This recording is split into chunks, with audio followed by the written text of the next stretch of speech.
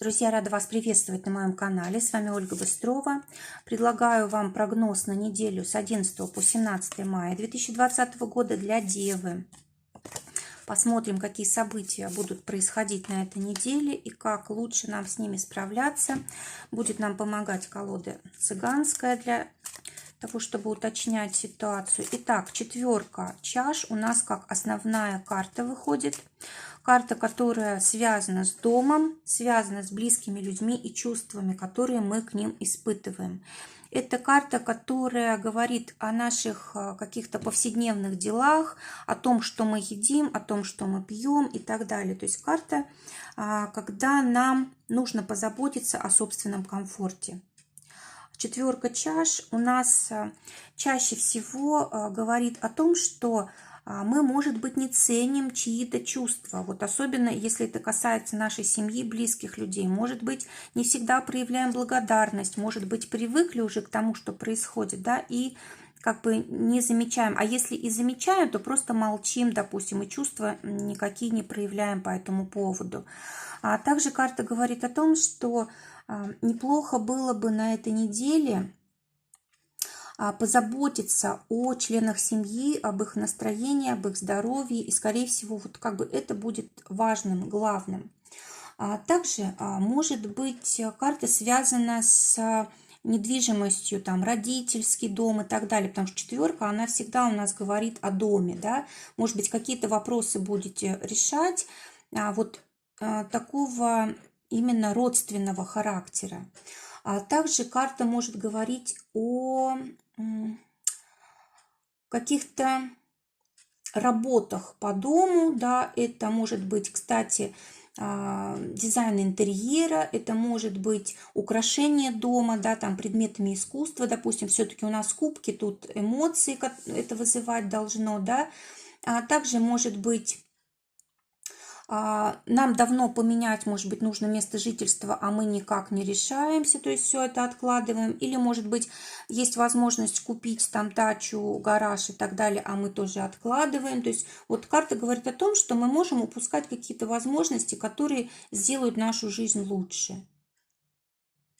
Кстати, очень часто эта карта еще говорит о воде, да, то есть что-то связано с водой. Может быть, у вас будет какая-то поездка семейная к водоему какому-то, или, может быть, здесь про здоровье, то есть говорится, что мы должны внимательно следить за тем, что мы едим и пьем, и сколько, да, это в каком количестве. То есть, может быть, здесь важно именно вот тема жидкости в организме.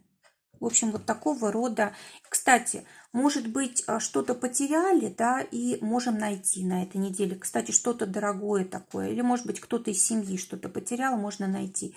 Так, теперь десятка мечей. Карта такая грозная, да, которая у всех нас вызывает какие-то отрицательные эмоции. Она говорит, скорее всего, о том, что какое-то очень важное дело заканчивается. Давайте посмотрим, что это имеется в виду. Это касается каких-то государственных административных дел.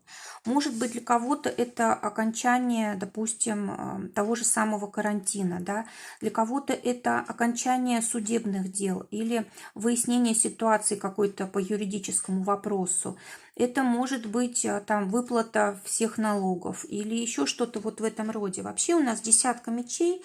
Карта, которая связана с освобождением, связана с, знаете, с личной волей какой-то. В общем, нам не просто легче становится жить, мы еще при этом достигаем чего-то.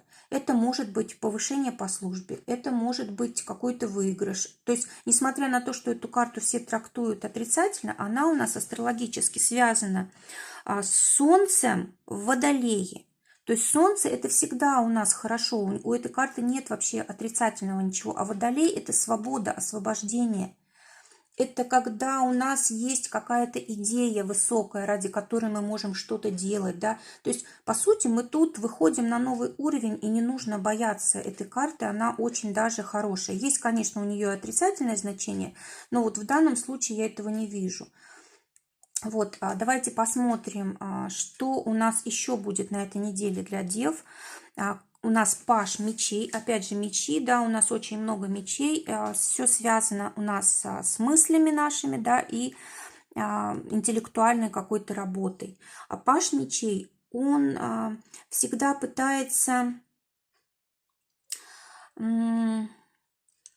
Он пытается как можно больше охватить вот людей, он знакомится, он обучается чему-то, да, может много делать не впопад, много ошибок совершать и быть таким вот, знаете, холодным очень, потому что он как-то больше разумом владеет и отказывается от чувств, да, вот, и может из-за этого, конечно, с ним трудно общаться. То есть это может быть ребенок, который ведет себя подобным образом.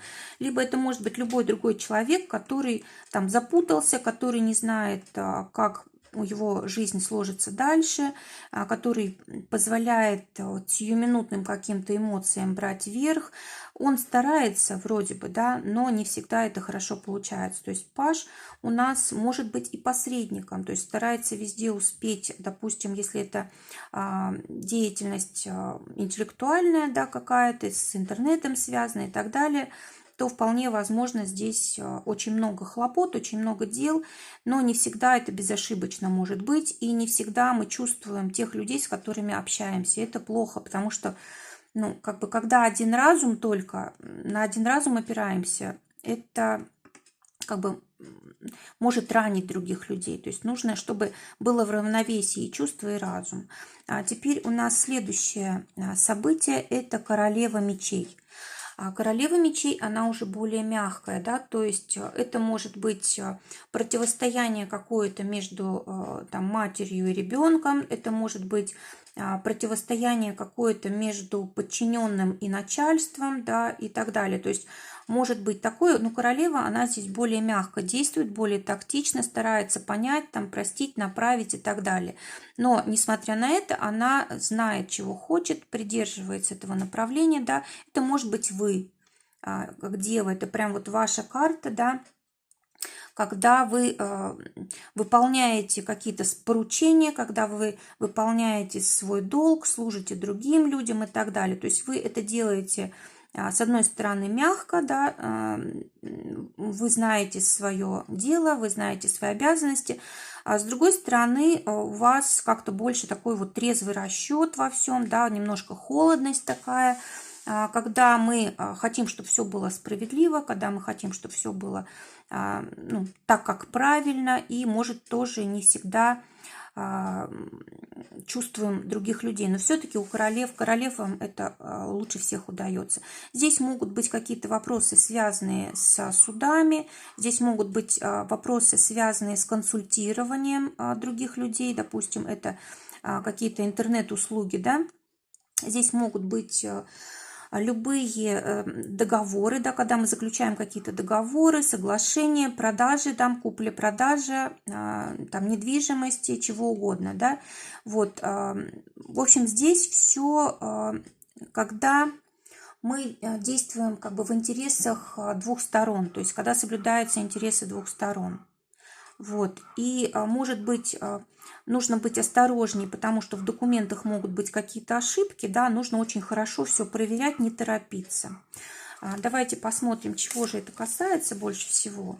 Но это касается больше всего женщин, да, то есть женщина может поспешить, поторопиться, может быть, в голове там у нее будут какие-то другие дела, желания там что-то для себя приобрести, да, и вот как бы мысли уходят в одну сторону, и как бы на дела не хватает у нас терпения, и можем допускать таким образом ошибки. Что тут еще может быть? Может быть, знаете, выздоровление. Может быть, у кого-то было лечение, да, выздоровление.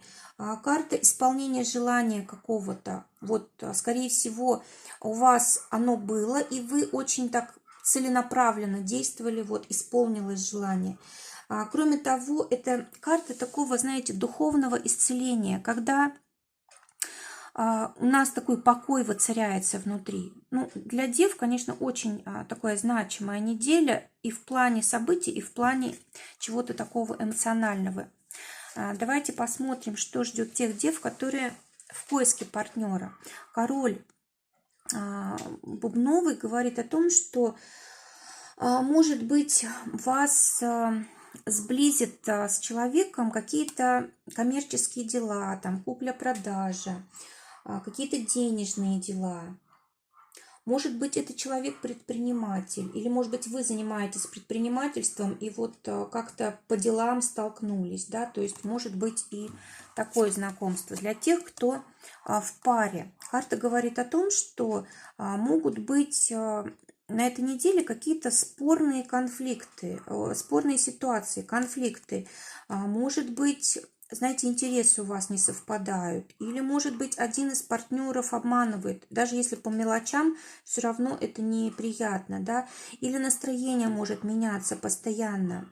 Либо, допустим, у вас или у вашего партнера такая неопределенность есть в плане, допустим, в плане денег, в плане работы, да, из-за этого может быть сложно.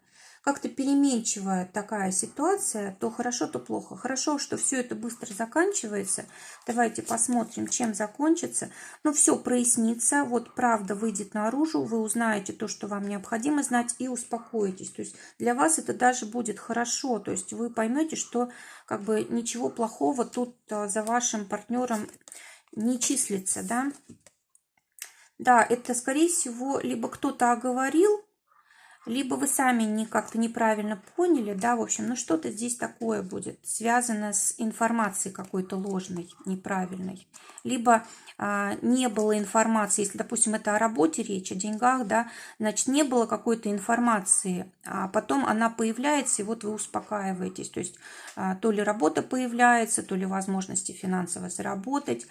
Для тех, кто в ссоре, карта говорит о том, что здесь, скорее всего, вы помиритесь либо на каком-то празднике, на вечеринке, да, когда вот много людей собирается, либо кто-то из вашего близкого окружения может вас помирить, поспособствовать этому. Для тех, кто в поиске работы, карта говорит о том, что повезет очень, то есть все ситуации сложные разрешатся, и вы положительного результата добьетесь. Причем это будет как-то неожиданно, непредвиденно. Для тех, кто уже работает, семерка пиковая говорит о том, что нужно будет либо по инструкции работать, либо с бумагами здесь какие-то дела, может быть, счета какие-то оплачивать, в общем, что-то писать, может быть, клиентам, либо через доверенность действовать. В общем, что-то вот здесь с бумагами очень важное завязано на этой неделе. Давайте посмотрим, что именно. Ну, скорее всего, может быть, даже кто-то будет писать заявление об уходе и будет стараться устроиться на новую работу. Может быть и так. Для тех, у кого свое дело. Очень хорошая возможность для того, чтобы какого-то успеха достичь. Но, скорее всего, это ожидаемая какая-то победа, вы уже много вложились. И, кстати, вот по этой карте очень часто идет признание, знаете, такое доброе имя ваше, вот, и информация об этом распространяется. Карта, когда вас узнают, карта, когда...